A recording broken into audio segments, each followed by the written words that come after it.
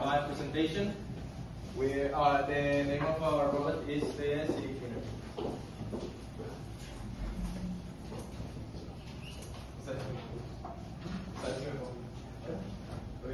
The team members are Juan Alberto Lorado García, Luis David Ruiz, Portofeo. Alberto Carlos Sánchez, Patricia Rangel, and García Cervantes Santos. The STEM subjects are Facts of Knowledge, given by Sergio Gallegos, Methodology of Scientific Research, given by Efraín Goya González, Information and Communication Technology, given by Brenda Esparza Certuche, Development of Algebraic Thinking, given by Liliana Cantú Díaz, and English in Action 1, given by Olga Rodriguez.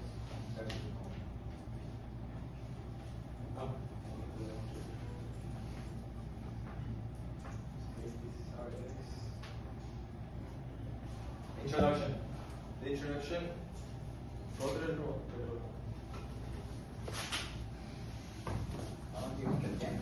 Sí, ya voy. Okay.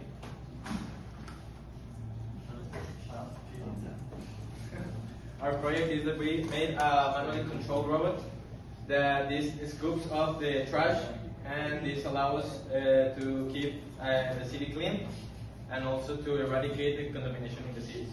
Also, we are creating with this project new job opportunities, and you may ask why, because someone needs to control the robot and monitor it.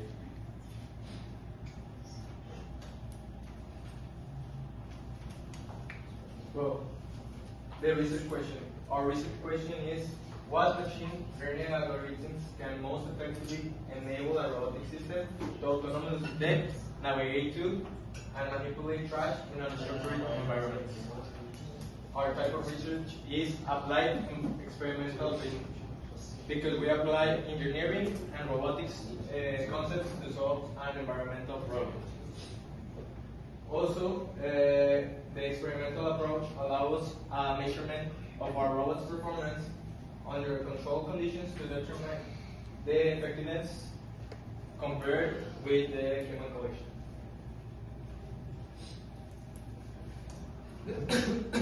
The Sustainable Development Goal that fits better with our project is the number 11, Sustainable Cities and Communities. Our objective is divided into general and specific. Our general objective is to evaluate how reliable and efficient is a remote controlled robot that picks up trash.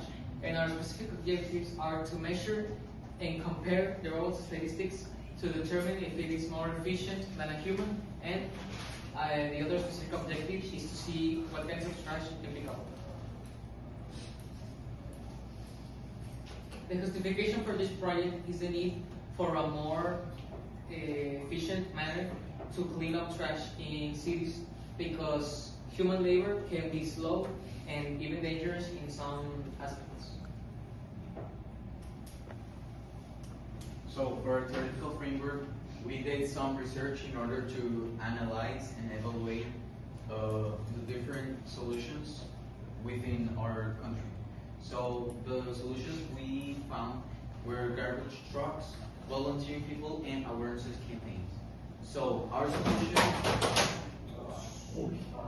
is that we will create a controlled robot in order to clean public spaces with more efficiency, and it will be laying like on streets or in parks, so that there is no need for the people to clean manually.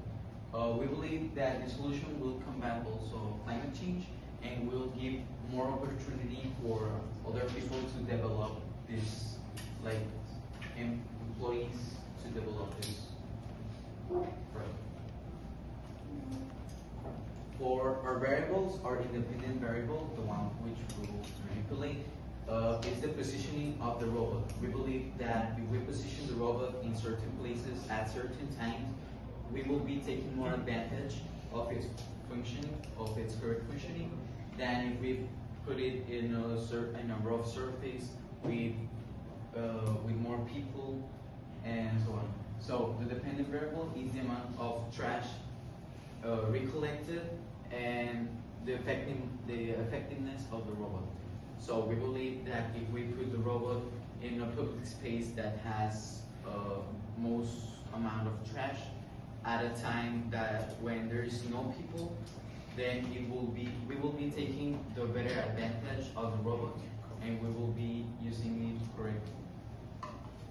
For our hypothesis, we believe that if a controlled robot is used to clean a fixed public outdoor area, it will be more useful, and it will recollect trash at a higher rate than a single human would do, or a group of people.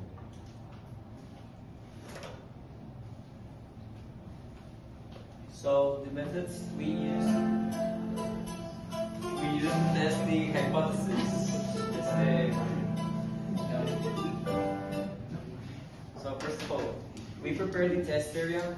How? Well, we prepare the test area by placing 50 items in a random space so that the person and the robot could collect the trash, and we put it randomized because, well, trash can be unpredictable and can be in different places. The second thing we did is that we ran several tests.